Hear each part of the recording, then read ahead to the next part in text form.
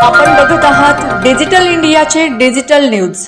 ठाम मत मराठी न्यूज. नमस्कार, मी पूजा. आपण पाहत आहात ठाम मत मराठी न्यूज. महाराष्ट्रातील राजकीय वातावरण पुन्हा एकदा चांगलेच तापले आहे. एका वक्तव्याने राज्याच्या राजकारणात नवा वाद निर्माण झाला असून आरोप प्रत्यारोपांसह आंदोलनाचे सत्र सुरू झाले आहे. उपमुख्यमंत्री तथा राष्ट्रवादी काँग्रेसच्या अध्यक्षा सुनेत्रा पवार यांच्याबाबत काँग्रेसचे प्रदेशाध्यक्ष हर्षवर्धन सपकाळ यांनी केलेल्या वक्तव्यानंतर राष्ट्रवादी काँग्रेसने राज्यभर आक्रमक भूमिका घेतली आहे. याच पार्श्वभूमीवर धुळे शहरात राष्ट्रवादी काँग्रेसने जोरदार जोडे मारो आंदोलन करत हर्षवर्धन सपकाळ यांच्या वक्तव्याचा तीव्र निषेध नोंदवलाय. माजी आमदार डॉक्टर फारुख शाह यांच्या नेतृत्वाखाली झालेल्या या आंदोलनात कार्यकर्त्यांनी हर्षवर्धन सपकाळ यांच्या पोस्टरला जोडे मारत जोरदार घोषणाबाजी केली.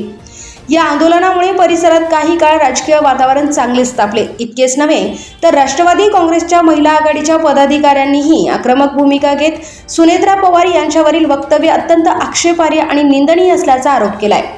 निषेध म्हणून हर्षवर्धन सपकाळ यांना पोस्टामार्फत शेण पाठविणार असल्याचा इशाराही त्यांनी दिलाय. या आंदोलनामुळे काँग्रेस आणि राष्ट्रवादी काँग्रेस यांच्यातील राजकीय संघर्ष आणखी तीव्र होण्याची चिन्हे दिसत आहेत. या प्रकरणावर आता काँग्रेसची अधिकृत भूमिका काय असणार, या वादावर पडदा पडणार की संघर्ष आणखी वाढणार, याकडे संपूर्ण महाराष्ट्राचे लक्ष लागले आहे. या घडामोडींमुळे राज्यातील राजकारण पुन्हा एकदा तापले असून येत्या काही दिवसात या वादाचे पडसाद राज्यभर उमटण्याची शक्यता व्यक्त केली जात आहे. अशाच वेगवान आणि विश्वासार्ह बातम्यांसाठी पाहत रहा ठाम मत मराठी न्यूज.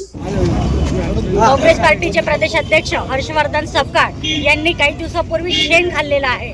आजच्या पुढे त्यांनी जर त्यांच्या तोंडाची बळ थांबवली नाही तर आम्ही त्यांना पार्सल मार्फत इकडनं शेण आपल्याकडनं शेण म्हणून गिफ्ट म्हणून पाठवणार आहात. त्यांनी महाराष्ट्राचे राष्ट्रीय अध्यक्ष राष्ट्रवादी काँग्रेस पक्षाचे सुनेत्रा वहिनी पवार यांच्या विरुद्ध टीका केलेली आहे. त्या टीकेचा आम्ही तीव्र शब्दात निषेध व्यक्त करतो आणि त्यांनी ही महाराष्ट्राची पवित्र भूमी असून इथे राजमाता जिजाऊ अहिल्याबाई होळकर आणि सावित्रीबाई फुले यांचे चरणस्पर्श झालेल्या भूमीवर महिलांबाबत यांनी अशी गरळ ओकणं हे खूप निंदनीय आहे. आम्ही त्यांचा तीव्र शब्दात खेद व्यक्त करतो. त्यांनी पूर्ण महाराष्ट्रासमोर पूर्ण महिला वर्गाची माफी मागावी, नाहीतर आम्ही त्यांना इथून शेण, चप्पल आणि बांगड्यांचा आहेर त्यांना सुपूर्द करणार आहोत.